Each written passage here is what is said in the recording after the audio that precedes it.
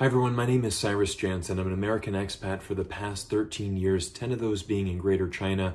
And today we're going to be tackling one of the most common myths that I often hear about China, and that is the fact that there is no freedom in China today. Now, when we start discussing freedom, I think it's very important for people to realize that freedom is very subjective. Freedom can mean different things to different people. And to help illustrate my point, let's talk about the open container law in the United States of America. Now, currently in America, it is illegal to walk in a public space with an open container of alcohol. Now, of course, the great exemption to this rule would be the city of Las Vegas, but basically everywhere else in the United States, it is illegal to do this. Now, here's the interesting thing. In mainland China today, it is perfectly legal to walk around the streets of any city carrying an open bottle of alcohol. There is no law against that, and it is a unique freedom that the Chinese people do enjoy. However, not many people in China actually do this. Culturally, it's not a very big thing for Chinese people to walk around with alcohol. However, whenever I had American friends come and visit me in Shanghai, I would tell them that there is no open container law in China, and immediately you could see their eyes lit up. The first thing that they wanted to do was go down to the convenience stores, grab a couple of beers, and walk around the streets of Shanghai. Why?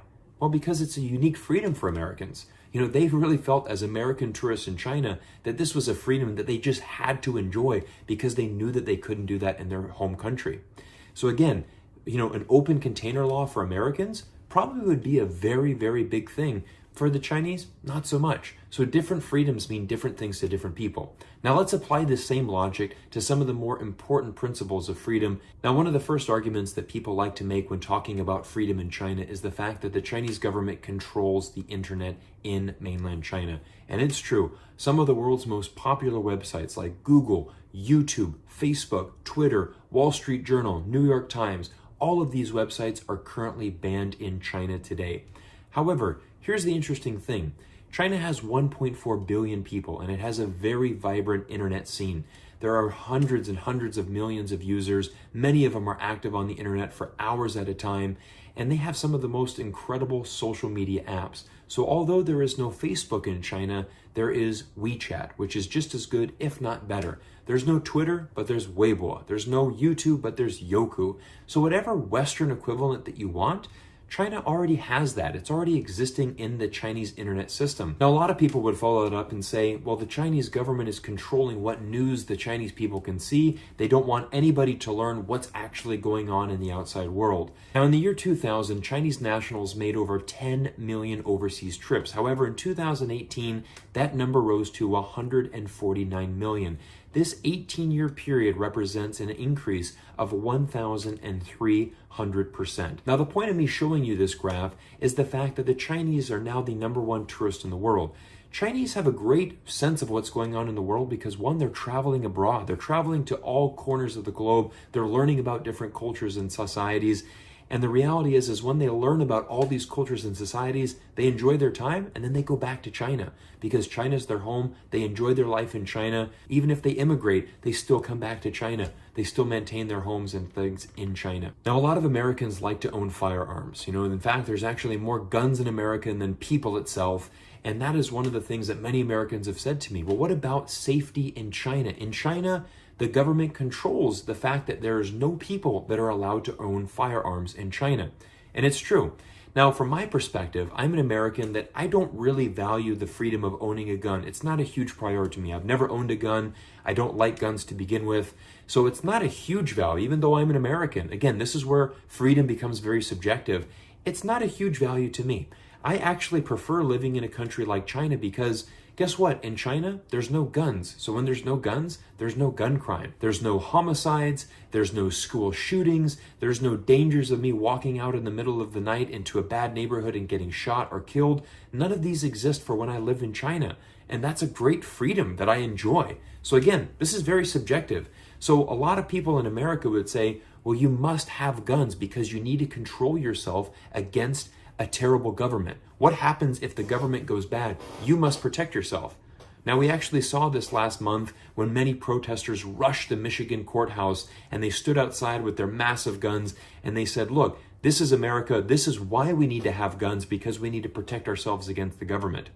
That is what people in America value as freedom. However, in China, the Chinese people, they don't think that is freedom. They have faith in their government. They have faith in the safety of the government and the safe environment that provides them.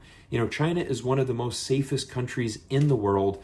And the reality is that we simply don't need guns in China in order to feel safe. That is just a cultural difference. Now, the third and final issue that many people like to talk about is the fact that the Chinese people, they do not get to vote for the current president of China. That is not a freedom that is allowed to them. And as an American, that's a huge freedom. That is a very, very big thing for Americans. Obviously, we are very proud of the fact that we get to elect our leader. And again, I think this is a very subjective thing.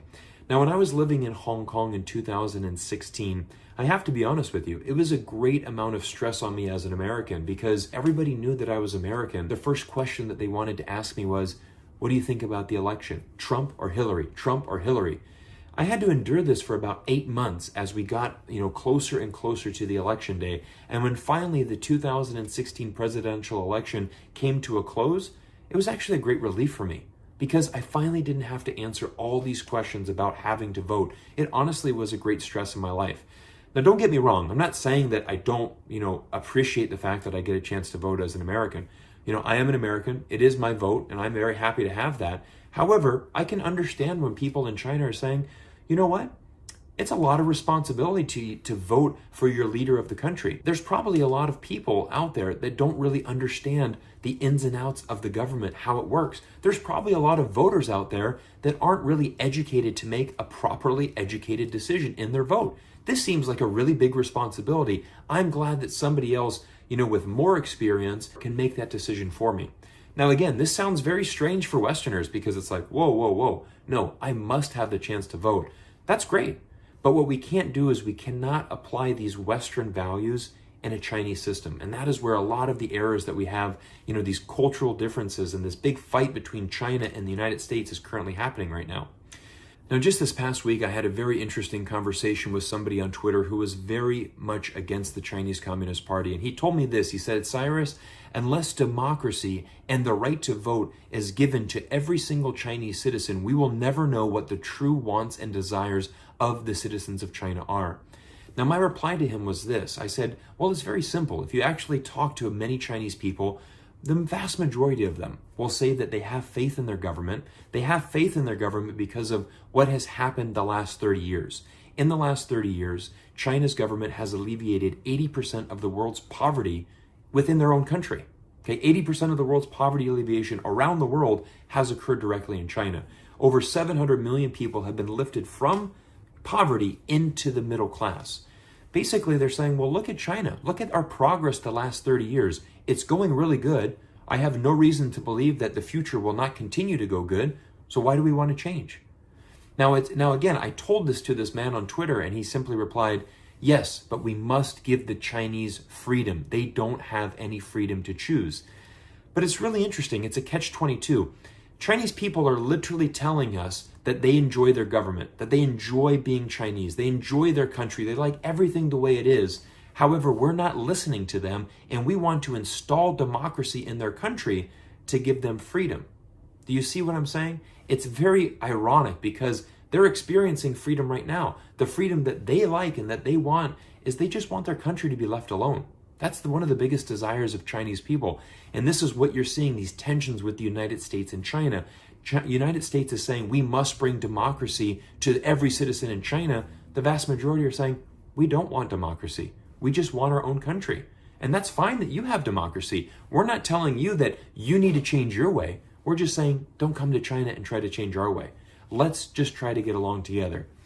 Now, in closing, I want to close with this one tweet that I sent out a couple weeks ago. It received a lot of great feedback, and it simply said, China will never be America. America will never be China. Let's just learn that there are going to be differences, and let's stop trying to put a square peg into a round hole. It's just not going to work.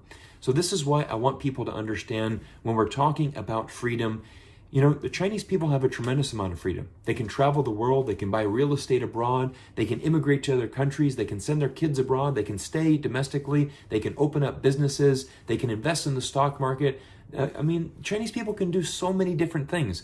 It is a very, very free country, if you look at it in the terms from the eyes of a Chinese person, and if you look at it from the Chinese cultural perspective. Now, again, it might be completely different than what we're used to in the West, but that is the world that we live in. So let's stop thinking that there's only one form of government that's going to exist. There can be many forms of government. Just like religion, there can be many different types that can exist. We can all learn to work together. Let's keep democracy in America because that's what made our country great. And you know what? China is embracing their form of government because they've been able to prove to the world over the last 30 years, they've achieved a tremendous amount of success. So everyone, I want to thank you for taking the time to watch this video. If you're interested in learning more about China, every week we're putting out new videos that is basically giving an insight into China and its relationship with the world today. My name is Cyrus. Thank you so much, and we'll see you in next week's video.